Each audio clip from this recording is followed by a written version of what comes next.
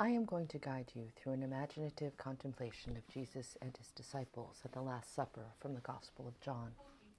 This is an act of prayer, so first I invite you to get comfortable, relaxed but attentive. Close your eyes. Now attend to your breathing and let the Spirit be part of that breath. Notice any ways that you are already aware of God's presence with you right now. Ask God to be with you in this time of prayer. Give the Spirit your trust that your imagination will be guided in a way that brings you closer to Jesus. As we go through this prayer, don't worry about whether what you are imagining is historically accurate or theologically correct. Allow the scene to unfold, engage all of your senses, and stay focused on Jesus. Our story from the Gospel according to John.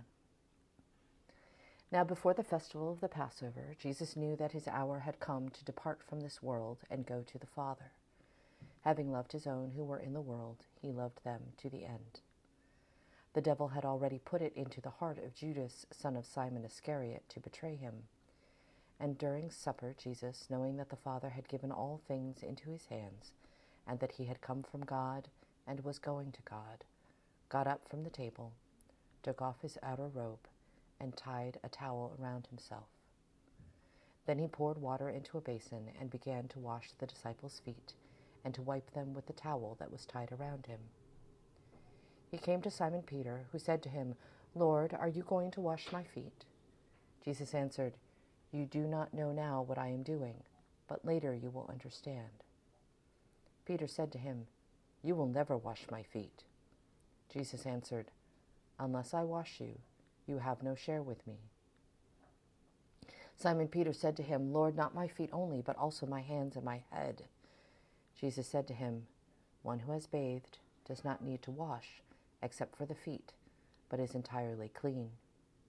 And you are clean, though not all of you." For he knew who was to betray him. For this reason he said, "Not all of you are clean." After he had washed their feet, had put on his robe, and had returned to the table, he said to them, "Do you know what I have done to you? You call me teacher and Lord, and you are right, for that is what I am. So if I, your Lord and teacher, have washed your feet, you also ought to wash one another's feet.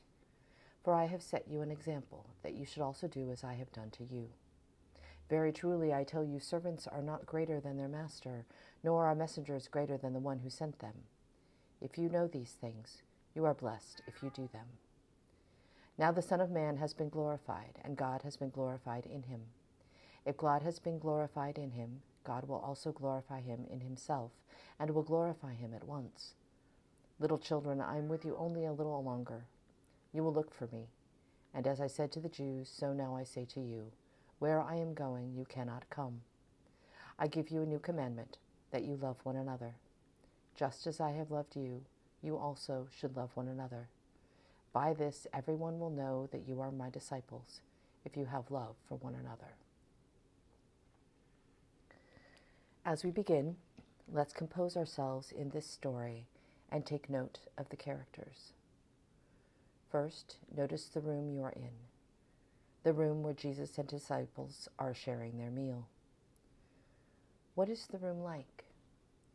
Does the space feel crowded or spacious? What material are the walls made of? What about the lighting? Is there natural light coming in through windows or doors? Candlelight? Lamplight? Firelight? What is the main source of light in the room? Where is Jesus in relation to the light? Or is he in shadows? Is this gathering happening during daylight hours or at night? What is the temperature of the room? Is it cool or cold? Warm or stifling? Is air moving around or is it still? What noises do you notice? Casual conversation, giving orders, animal sounds, singing, noises from outside. What furniture is in the room?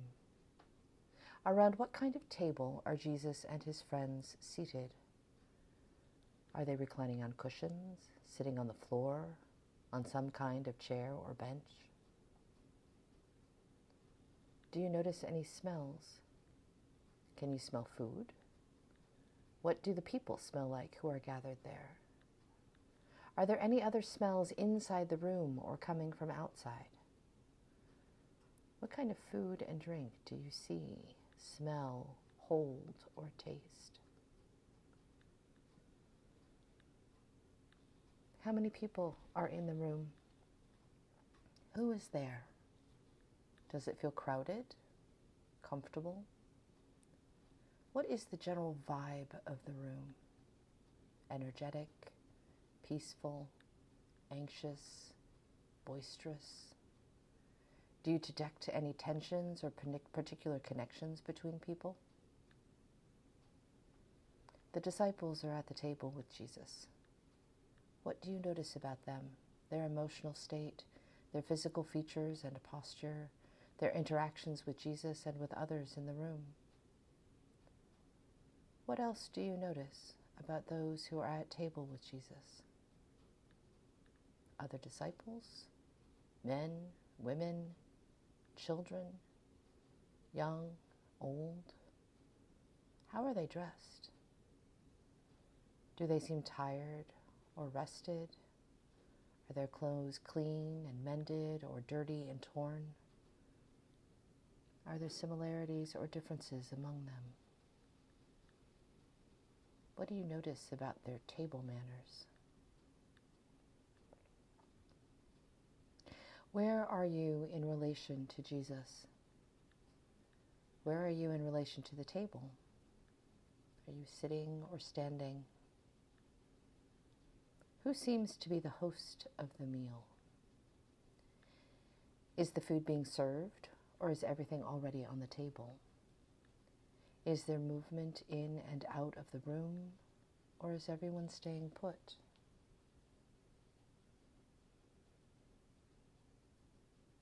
Now focus on Jesus.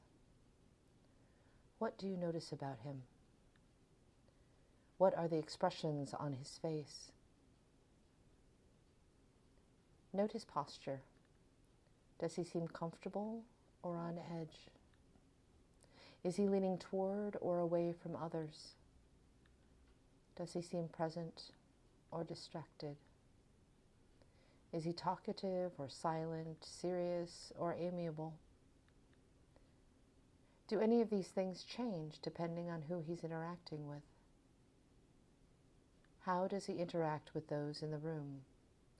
And how do they respond?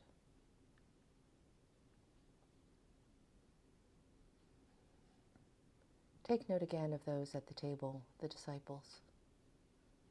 Are they relaxed or tense? Talkative or silent? How are they interacting with each other? Are you interacting with them? Now observe Peter. What do you notice? How about Judas? How engaged is he with the others? Does he seem calm or nervous, focused or distracted? John, the beloved disciple, is near Jesus. How do they interact? What do you notice about John? What women are present? Mary Magdalene, Mary and Martha of Bethany, others? What other followers of Jesus do you notice?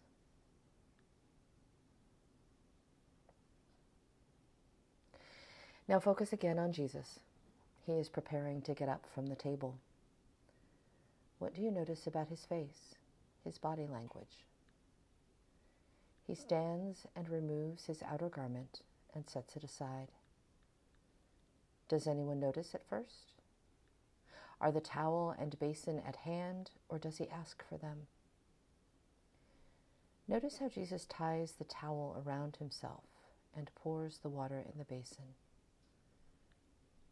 Does he seem at ease, confident, nervous, intense?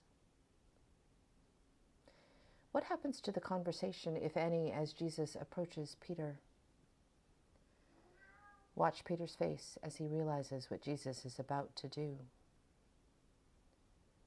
What are the tones of both his voice and Jesus's as they engage in this back and forth? Is it fierce and quick, or slow and confused, or some other dynamic? Peter says, "Lord, are you going to wash my feet?" Jesus answers, "You do not know now what I am doing, but later you will understand." Note Peter's voice and movements when he responds, "You will never wash my feet."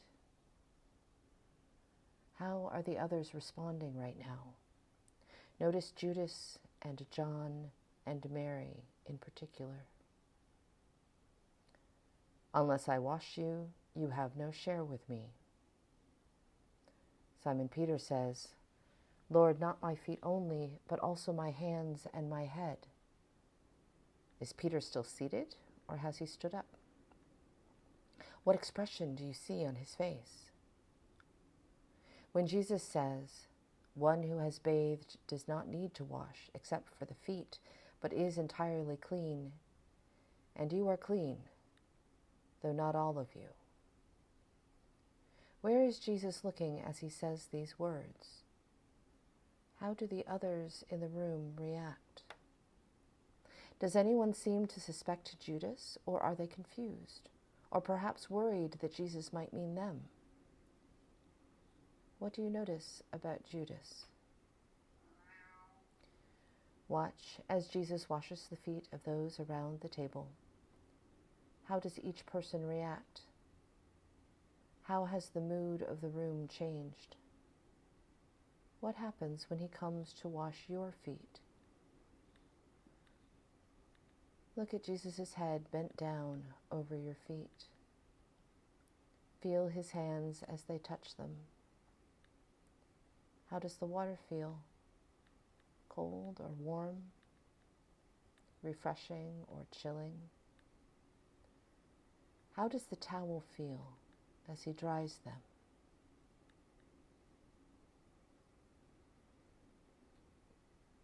Meet Jesus' eyes as he looks up at you before he moves on to the next person. What do you see in them? Does he say anything to you? As Jesus finishes washing others' feet, how do you feel?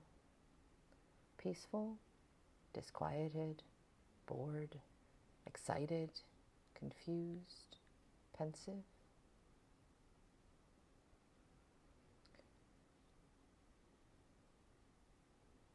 Watch as Jesus takes off the towel and once again puts on his garment. He sits again. Listen as he says these words. Note how he looks at the people around him as he speaks. How are they responding to him?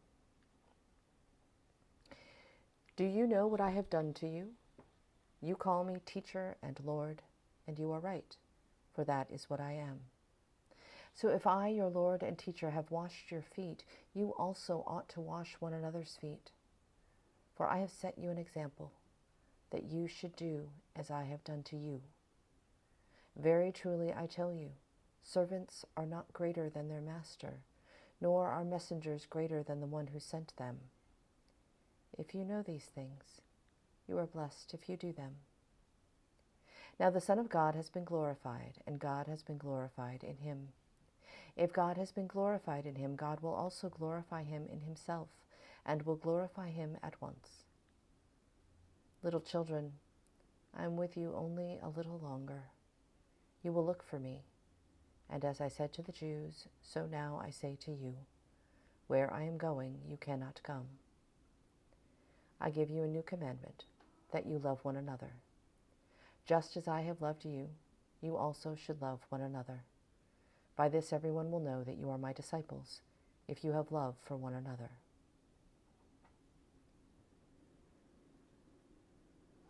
Allow the action in the room to pause. Do you want to say anything to or ask a question of any of the disciples in the room? If so, then approach them and do so.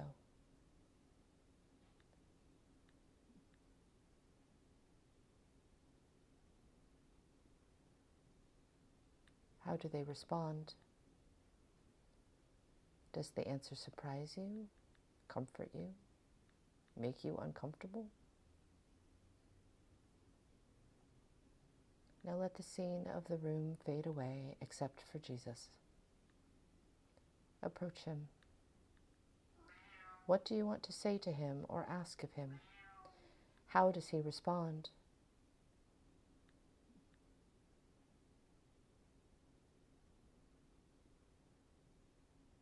Now allow yourself to come back to the room where you are. Experience the sounds and smells and sensations of your space.